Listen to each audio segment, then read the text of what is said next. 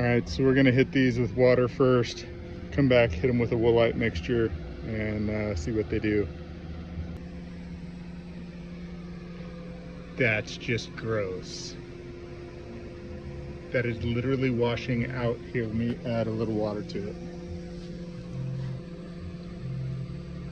That's the funk that is coming out of these seats.